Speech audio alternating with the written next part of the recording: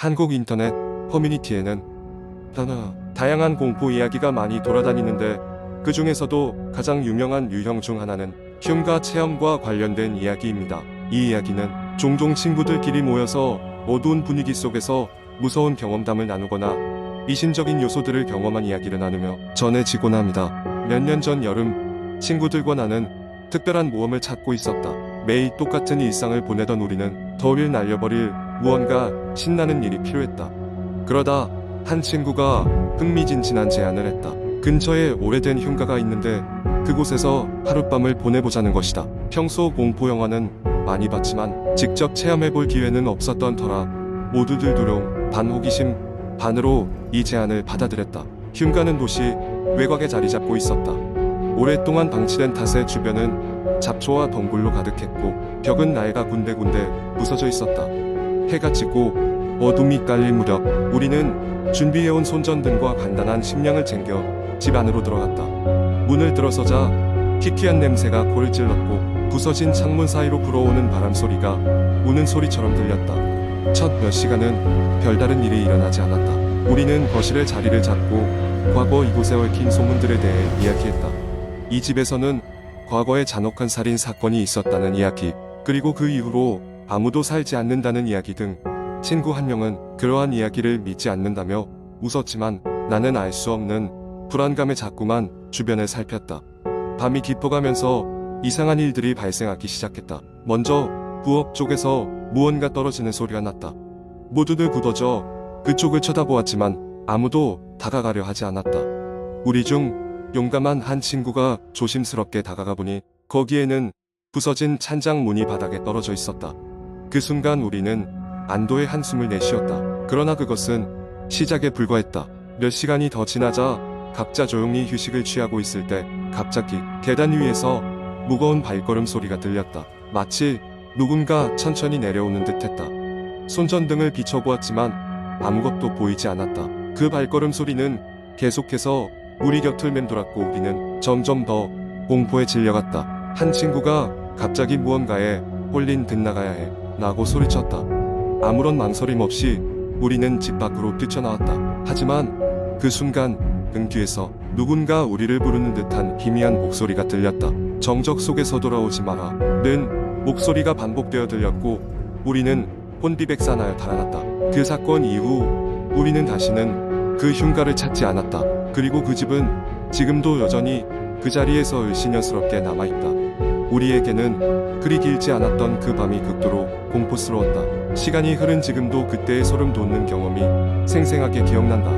그날의 경험은 우리에게 세상에는 이해할 수 없는 무언가가 존재할 수도 있음을 일깨워 주었다. 언젠가는 진실을 마주하게 될지 모르지만 당분간은 그 기억을 채 잊지 못할 것이다. 두 번째 이야기. 한국 인터넷에서는 다양한 공포 이야기가 떠돌고 있습니다. 그 중에서도 가장 흔하게 볼 수 있는 유형이 이야기를 기반으로 한 긴 이야기를 만들어 보겠습니다.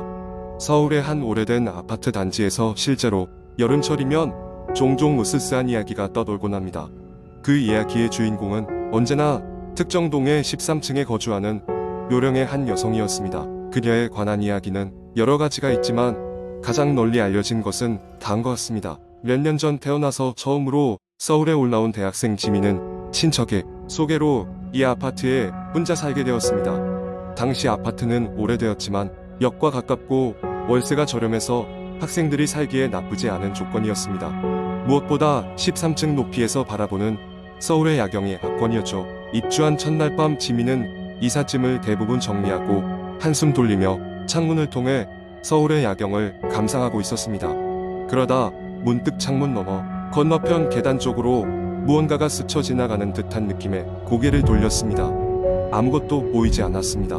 며칠 후 지민은 한밤중에 화장실에 가기 위해 일어났습니다. 조용히 방을 나와 복도 끝에 있는 화장실로 걸어가던 중 다른 세대의 현관문 틈 사이로 검은 그림자가 스쳐 지나가는 모습이 눈에 들어왔습니다. 순간 심장이 덜컥 내려앉았지만 아무 소리도 들리지 않았습니다. 그날 이후로 지민은 이상한 꿈에 시달리기 시작했습니다. 꿈속에서 그녀는 항상 아파트 복도를 걷고 있었는데 복도에 그때는 항상 같은 여자가 서 있었습니다.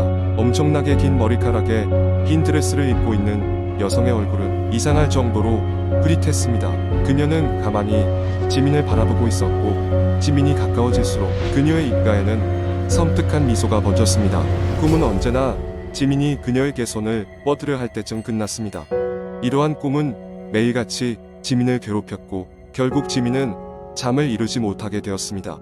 과제와 알바로 피곤한 몸이었지만 밤이 오는 것이 무서워졌습니다. 그러다 주변 사람들에게 이 이야기를 나누기 시작하자 똑같은 일을 겪은 사람들이 보이기 시작했습니다. 아파트의 관리인 할머니는 지민에게 이 아파트에 얽힌 오래된 이야기를 조심스럽게 꺼냈습니다.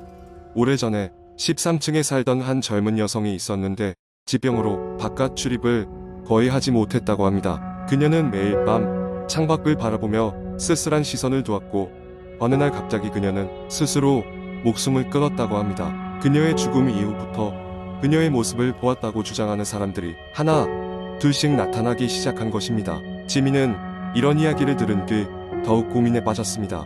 결국 그녀는 이사를 고려하던 중 밤중에 평소와 다른 소음에 잠에서 깨어났습니다.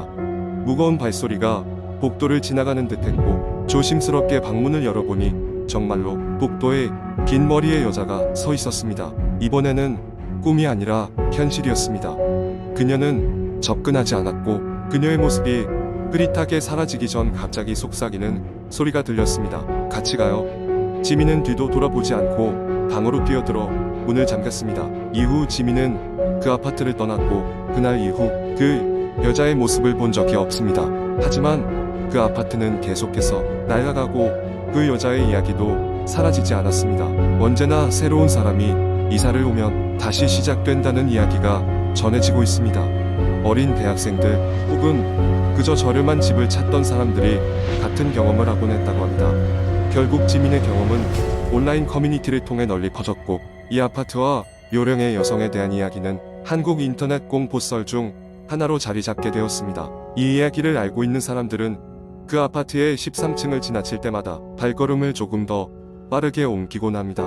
세 번째 이야기 어느 한적한 시골 마을에 구름골이라는 작은 마을이 있었습니다. 이 마을은 인구가 많지 않고 대부분이 노년에 접어든 사람들이라 그리 활기가 넘치지는 않았습니다. 그런 풍경은 매우 아름다웠고 피로를 잊게 하는 맑은 공기가 가득했습니다. 이런 구름골에 서울에서 온 한 젊은 부부가 이사 오게 되었습니다. 도시 생활에 지친 이들은 조용한 시골 생활을 꿈꾸며 이곳에 터를 잡기로 한 것이었습니다. 부부는 구름골 외곽에 자리한 작은 집을 구입했습니다. 나무로 지어진 전통 한옥 스타일의 집은 소박하지만 매우 아늑했고 마당에는 작은 정원이 있어 다양한 꽃들이 피어나 있었습니다. 처음 이곳에 왔을 때부터 남편은 이상한 기분을 느꼈습니다. 마치 누군가 항상 그들을 지켜보고 있다는 느낌이 들어 소름이 돋곤 했습니다. 그러나 아내는 크게 신경 쓰지 않았고 남편도 차츰 그 기분을 무시하기로 했습니다. 하루는 부부가 동네 이웃들을 초대해 집들이를 하기로 했습니다. 이웃들은 음식과 음료를 가져오며 환영의 말을 건넸고 분위기는 화기애애했습니다. 그러던 중 한 노부인이 부부에게 다가와 집에 대한 이야기를 해주겠다고 했습니다. 이 집에는 옛날부터 이상한 소문이 많아요. 특히 밤이 되면 이상한 소리가 들린다고 들었죠. 이전 주인들도 그 소리 때문에 결국 이사를 갔다고 하더군요. 남편은 그 말을 듣고 등골이 오싹해졌습니다. 한편으로는 그동안 느꼈던 불안감이 무엇인지 알 것 같아 안도감이 들기도 했습니다. 그러나 아내는 여전히 그 말을 믿지 않았고 신경 쓰지 않기로 했습니다. 며칠 후 부부가 잠자리에 들던 밤이었습니다. 바깥에서는 서늘한 바람이 불고 있었고 나무가 삐걱거리는 소리가 들렸습니다. 그러다 갑자기 부엌 쪽에서 이상한 소리가 들려왔습니다. 그 소리는 마치 무언가가 부엌을 헤집고 다니는 듯한 소리였습니다. 남편은 침대에서 일어나 조용히 부엌으로 다가갔습니다. 부엌에 도착했을 때 그는 문득 소리가 멈춘 것을 깨달았습니다. 전혀 아무것도 없었고 모든 것이 평온해 보였습니다. 그는 다시 돌아가려 했지만 그 순간 등 뒤에서 서늘한 기운을 느꼈습니다. 돌아보자 그곳에는 아무도 없었지만 창문 밖으로 어렴풋이 움직이는 그림자가 보였습니다. 그는 얼어붙은 듯 그 자리에 잠시 서 있었습니다. 시간이 흘러 밤의 사건을 잊어갈 때쯤 또 다른 사건이 벌어졌습니다. 어느 날 밤 낯선 장면들이 꿈에 나타나기 시작한 것이었습니다. 그 꿈에서는 한 여자가 슬픈 표정으로 집 안을 서성이며 무언가를 찾고 있는 모습이었는데 그녀는 매번 같은 말을 중얼거렸습니다. 도와줘. 나를 풀어줘. 남편은 그 꿈에 대한 이야기를 아내에게 털어놓았지만 아내는 그저 꿈일 뿐이라고 대수롭지 않게 생각했습니다. 그러나 꿈은 매일 밤 반복되었고 남편은 점점 피로해지기 시작했습니다. 그는 마치 그 여자가 실제하는 것처럼 느껴졌고 그녀의 고통을 외면할 수 없었기에 더욱 불안에 시달렸습니다. 어느 날 남편은 동네 도서관에서 구름골에 관련된 기록들을 찾기 시작했습니다. 그리고 그가 알게 된 사실은 충격적이었습니다. 그 집은 과거에 한 젊은 여자가 실종된 장소였고 그녀는 아직까지도 발견되지 않았다는 것이었습니다. 그녀는 그 집에 살았고 마을 사람들은 그녀가 사라진 후로도 집 근처에서 그녀의 목소리가 들리곤 했다고 증언했습니다. 남편은 이 사실을 아내에게 전했고 이번에는 아내도 심각하게 받아들였습니다. 그들은 집에서 무슨 일이 일어나고 있는지 알아보기로 했습니다. 그러던 중 그들은 벽난로 뒤에 숨겨진 작은 공간을 발견했습니다. 그곳에는 낡고 폐진 일기장이 놓여 있었습니다. 일기장에는 실종된 여자의 것으로 보이는 여러 가지 사연들이 적혀 있었고 마지막 페이지에는 이렇게 쓰여 있었습니다. 나는 여기에 갇혀 있어. 아무도 몰라줄 거야. 부부는 그 일기장을 경찰에 제출했고 수사는 다시 시작되었습니다. 그 공간에서 한 여성의 유골이 발견되었고 그녀는 다름 아닌 실종된 여성이었습니다. 그녀는 폭력적으로 생을 마감했고 오랜 시간 동안 그 집에 갇혀 있었습니다. 이후 부부는 그 집을 떠나 다른 곳으로 이사를 갔습니다. 시간이 지나면서 그 꿈도 이상한 일들도 점차 사라졌습니다. 그러나 그들은 그 집에서 있었던 일들을 결코 잊을 수 없었습니다. 저주받은 장소가 아니라면 그렇게 많은 고통이 스며들어 있을 수 있는 것일까? 그들은 가끔씩 서로에게 이야기합니다. 아마 그녀는 이제 편안히 쉴 수 있게 되었을 거야. 그리고 구름골의 집은 다시 조용한 시골 마을의 일부로 아무도 기억하지 않는 공간으로 남아 있습니다. 그러나 그 집을 지날 때면 아직도 한낮에 들리지 않는 바람 속에서 어렴풋이 그녀의 목소리를 들을 수 있을지도 모릅니다. 도와줘.